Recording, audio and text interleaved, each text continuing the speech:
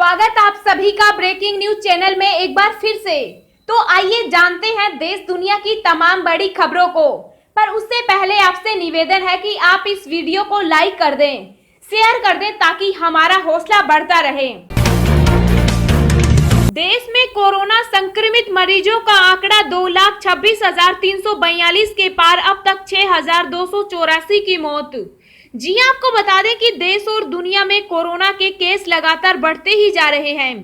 ताजा आंकड़ों के मुताबिक देश में अब तक 2,26,342 संक्रमण के मामले सामने आ चुके हैं और एक्टिव केस 1,11,676 हैं, जिसमें से अभी तक 6,284 लोग अपनी जान गंवा चुके।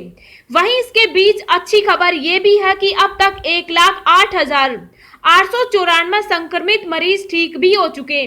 दुनिया भर में कोरोना वायरस की वजह से कुल 3,90,658 लोगों की जान जा चुकी है, जबकि वायरस से संक्रमित लोगों की संख्या 65,63,561 हो गई है। इनमें एक्टिव केस 33,70,523 हैं और खुशी की बात यह है कि अब तक 28,66,218 लोग ठीक हो चुके हैं।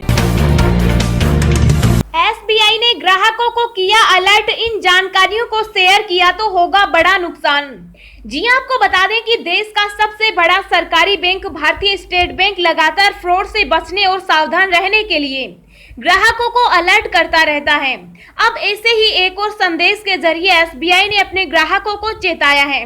एसबीआई ने अपने ट्विटर पेज पर एक पोस्ट शेयर किया है, जिसमें उसने ग्राहकों से कहा है कि उन्हें अपनी व्यक्तिगत जानकारी को किसी के साथ भी शेयर नहीं करना चाहिए। जिन जानकारियों को शेयर न करने के लिए कहा गया है उनमें से पैन नंबर, आधार, मोबाइल नंबर, जन्म तिथि, पता और सिग्नेचर शामिल हैं। एसबीआई ने इस संदेश में कहा है कि इन सभी जानकारियों को ग्राहकों को खुद तक ही लिमिटेड रखना चाहिए और किसी के साथ शेयर नहीं करना चाहिए। पोस्ट के जरिए एसबीआई ने अपने ग्राहकों को सावधान रहने के लिए कहा है, क्योंकि पिछले कुछ समय से एसबीआई को ग्राहकों के द्वारा कई शिकायतों का सामना करना पड़ रहा है। इसमें खासतौर वो ग्राहक शामिल हैं जो डेबिट या क्रेडिट कार्ड फ्रॉड का सामना कर रहे हैं। भारत के दबाव में झुका WHO, दोबारा शुरू किया इस दवा का ट्रायल।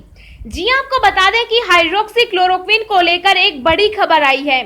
WHO ने भारत के आगे घुटने टेक दिए हैं और हाइड्रोक्सीक्लोरोक्विन के कोरोना वायरस ट्रायल को फिर से शुरू करने के लिए कहा है। WHO ने ट्वीट कर इसकी जानकारी दी। आपको बता दें कि हाल ही में WHO ने सदस्य देशों को निर्देश जारी किया था कि कोरोना वायरस के इलाज में हाइड्रोक्सीक्लोरोक्विन खतरनाक साबित हो सकती है, इसलिए इसके ट्रायल बंद कर दें। WHO ने ट्वीट कर कहा, उपलब्ध मृत्यु दर आंकड़ों के आधार पर समिति के सदस्यों ने सिफारिश की है कि परीक्षण प्रोटोकॉल को संशोधित करने का कोई कारण नहीं है, इसलिए हाइड्रोक्सीक्लोरोक्विन ट्रायल को फिर से शुरू किया जा सकता है। संगठन ने कहा है कि कार्यकारी समूह इस पर बारीकी से नजर रखेगा। हाल ही में WHO ने सदस्य देशों को निर्देश जारी किया था कि कोरोना वायरस के इलाज में हाइड्रोक्सीक्लोरोक्विन खतरनाक साबित हो सकती है, इसलिए इसके ट्रायल बंद कर दें। लेकिन भारतीय वैज्ञानिकों ने न सिर्फ इस दवा पर शोध किया, बल्कि देश के डॉक्टरों से कहा है कि कोरोना वायरस इलाज में इस दवा से बचाव हो सकता है। Indian council of medical research ने अपने ताजा शोध में कहा है कि हाइड्रोक्सीक्लोरोक्विन की दवा लेने पर कोरोना वायरस संक्रमण के खतरे में कमी देखी गई है। इसके बाद कोरोना वायरस महामारी से लड़ाई में भारत ने WHO के खिलाफ मोर्चा खोल दिया है। भारत ने अपने नए निर्देश और शोध से WHO को संकेत दिया है कि कोरोना वायरस से लड़ाई में अब देश अकेले ही चलेगा। देश के हित में जो शोध और इलाज जरूरी हो वही करेगा। साथ ही भारत के वैज्ञानिकों ने साफ कर दिया है कि उन्हें WHO के सुझाव की कोई जरूरत नहीं है। दिल्ली सरकार ने बदले नियम, अब बिना लक्षण वाले यात्रियों को 7 दिनों तक रहना होगा होम क्वारंटीन। जी आपको बता दें कि दिल्ली सरकार ने घरेलू यात्रियों के लिए होम क्वारंटीन के नियम बदल दिए हैं। अब राजधानी पहुंच रहे कोरोना लक्षण मुक्त सभी यात्रियों के लिए घर में आवश्यक रूप से 14 दिन तक क्वारंटीन में रहने की अवधि घटाकर 7 दिन कर दी गई है। दिल्ली के मुख्य सचिव व दिल्ली आपदा प्रबंधन प्राधिकरण की कार्यकारी समिति के अध्यक्ष विजय देव द्वारा जारी आदेश में कहा गया है कि एयरपोर्ट, रेलवे और परिवहन विभाग यात्रियों की जानकारी हर रोज राजस्व विभाग के प्रधान सचिव को सौंपेंगे। आदेश में कहा गया है कि राष्ट्रीय राजधानी क्षेत्र दिल्ली में प्रवेश करने वाले सभी लक्षण मुक्त यात्रियों को 14 दिन की स्वास्थ्य निगरानी की जगह खुद को 7 दिन के लिए घर में पृथकवास में रहना होगा। पीओके पर भारत ने क्यों दी पाकिस्तान को चेतावनी, खाली करो हमारा इलाका। जी हां, क्या भारत अब जल्दी ही पीओके पर अपना कब्जा जमाने वाला है। पीओके से आने वाली खबरों से अब ये स्पष्ट संकेत मिलने शुरू हो गए हैं। यहाँ तक कि भारत ने पाकिस्तान को हमारा इलाका खाली करने की चेतावनी भी दे दी है। गिलगित में बौद्ध इलाके में हुई तोड़फोड़ के बाद भारत ने फिर से पाकिस्तान को चेतावनी दे डाली। पहले भी बौद्ध मूर्तियां तोड़ना पड़ चुका है महंगा। भारत के विदेश मंत्रालय ने पाकिस्तान के लिए बयान जारी करते हुए प्राचीन सभ्यता और सांस्कृतिक धरोहर को नष्ट होने से रोकने की हिदायत दी है। मंत्रालय के प्रवक्ता अनुराग श्रीवास्तव ने बौद्ध इमारतों और मूर्तियों में तोड़फोड़ को गंभीरता से लेते हुए पाकिस्तान को चेतावनी जारी की है। साथ ही पाकिस्तान से इस इलाके को तत्काल खाली करने की चेतावनी जारी कर दी है। विदेश मंत्रालय ने गैर कानूनी कब्जा जमाने के लिए पाकिस्तान को लताड़ते हुए गिलगित बाल्टिस्तान में बौद्ध धरोहर पर अपनी चिंता जाहिर की है। उन्होंने चिंता जताई कि बौद्ध प्रतीकों को नष्ट किया जा रहा है, धार्मिक और सांस्कृतिक धरोहर पर, अधिकारों पर और स्वतंत्रता पर हमले हो रहे हैं। विदेश मंत्रालय के प्रवक्ता ने इसे निंदनीय करार दिया है।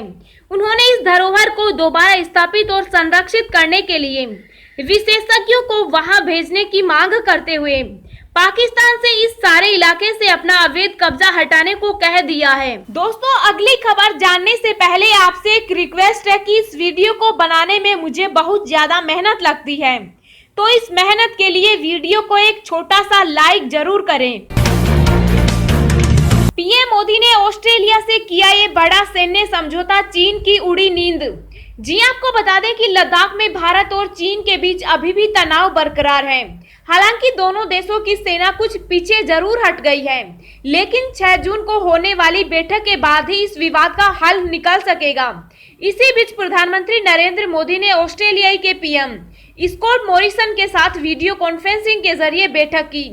बैठक में एक बड़ा सैन्य समझौता किया है। इस समझौते के तहत भारत और ऑस्ट्रेलिया एक दूसरे के सैन्य ठिकानों का प्रयोग कर सकेंगे। भारतीय विदेश मंत्रालय ने कहा कि यह समझौता इंडो पैसिफिक में अधिक सैन्य आदान प्रदान और अभ्यास का रास्ता साफ करेगा। भारतीय प्रधानमंत्री नरेंद्र मोदी और उनके ऑस्ट्रेलियाई समकक्ष स्कॉट मॉरिसन के बीच हुई बैठक के बाद इस आपसी लॉजिस्टिक समर्थन समझौते पर हस्ताक्षर किए गए।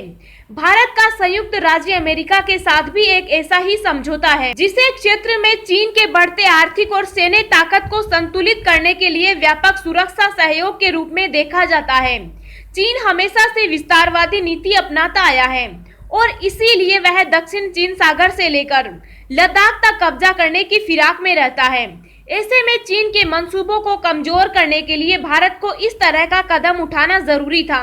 हालांकि जब से दुनिया में कोरोना वायरस तेजी से फैला है, तभी से ऑस्ट्रेलिया ने भी चीन के खिलाफ मोर्चा खोला हुआ है।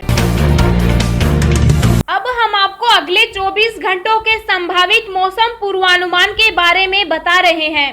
अगले 24 घंटों के दौरान मध्य प्रदेश और उत्तर प्रदेश के पूर्वी हिस्सों में कुछ स्थानों पर मध्यम से भारी बारिश होने की संभावना है। उत्तर प्रदेश के मध्य हिस्सों में भी कुछ स्थानों पर वर्षा हो सकती है। तटीय कर्नाटक, केरल, दक्षिणी कोंकण व गोवा, मध्य महाराष्ट्र, पूर्वोत्तर भारत और अंडमान व निकोबार द्वीप समूह के कुछ हिस्सों में हल्की से मध्यम बारिश संभव है। पश्चिमी हिमालय, आंतरिक कर्नाटक, ओडिशा के कुछ हिस्सों में, उत्तरी तटीय आंध्र प्रदेश, गुजरात और दक्षिणी पूर्वी राजस्थान में हल्की से मध्यम बारिश हो सकती है। पश्चिम बंगाल, बिहार, झारखंड, छत्तीसगढ़, तेलंगाना, पश्चिमी उत्तर प्रदेश में हल्की से मध्यम बारिश हो सकती है। हरियाणा, पंजाब, उत्तरी राजस्थान और दिल्ली में 1-2 स्थानों पर हल्की प्री मानसून वर्षा का अनुमान है। रूस के राष्ट्रपति राष्ट्रपति पुतिन ने लगाई स्टेट इमरजेंसी, साइबेरिया के पावर प्लांट से 20,000 टन डीजल लीक। जी आपको बता दें कि साइबेरिया के एक पावर प्लांट के स्टोरेज से करीब 20,000 टन डीजल लीक हो गया। इसके बाद रूस के राष्ट्रपति व्लादिमीर पुतिन ने स्टेट इमरजेंसी घोषित कर दी। दरअसल डीजल लीक शुक्रवार को हुआ था। इस मामले की जानकारी लेट मिलने से पुतिन अपने प्रशासन पर काफी नाराज भी हुए। यह पावर प्लांट मॉस्को से 2,900 किलोमीटर दूर एक शहर में स्थित है। प्लांट से लीक हुआ डीजल बहकर अंबरनाया नदी में पहुंचा। अंबरनाया नदी का पानी एक झील से मिलता है, जिसका पानी दूसरी नदियों से होते हुए आर्कटिक ओशियन तक पहुंचा है। फिलहाल डीजल को रोकने की कोशिशें प्रशासन ने शुरू कर दी है। रूसी राष्ट्रपति ने अधिकारियों को सख्त हिदायत दी है कि डीजल लीक होने के कारण कम से कम नुकसान होना चाहिए। वहीं इस मामले पर वर्ल्ड लाइफ फंड रूस के संचालन एलेक्सी का कहना है कि इस प्रकार डीजल का लीक होना पर्यावरण के साथ जानवरों के लिए भी घातक है। इससे मछलियों और अन्य संसाधनों को नुकसान पहुंचेगा। आज लगने जा रहा है साल का दूसरा चंद्र ग्रहण, जाने आपकी राशि पर क्या होगा असर। जी आपको बता दें कि इस साल का दूसरा चंद्र ग्रहण आज लगने जा रहा है। कोरोना संकट की इस घड़ी में लग रहे चंद्र ग्रहण को खगोल विज्ञान के साथ साथ ज्योतिष विज्ञान के लिए खास माना जा रहा है। चंद्र ग्रहण के दौरान 3 घंटे तक पृथ्वी की उपछाया में चंद्रमा रहेगा। इस स्थिति में चांद पर धुंधली सी परत नजर आएगी। चांद के आकार पर कोई असर नहीं पड़ेगा, मगर पूर्णमासी की वजह से चांद की खूबसूरती अपने स्वभाव पर रहेगी। रात 11:23 पर चंद्र ग्रहण शुरू होगा, जो देर रात 2:34 बजे तक रहेगा।